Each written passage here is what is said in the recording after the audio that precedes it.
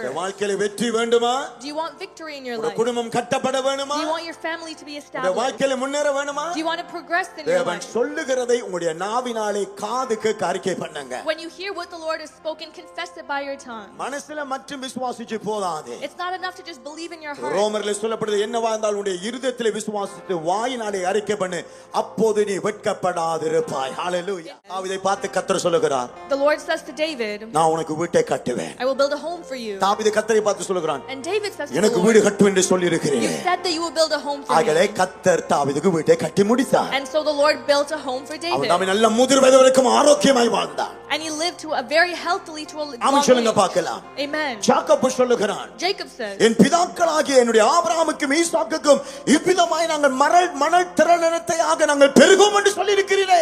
you said to Abraham and to Isaac, to my forefathers, that we will grow and we will multiply. ஏசானை கொல்லும்படிக்கு வந்து கொண்டிருக்கிறானே. And they're coming now to kill.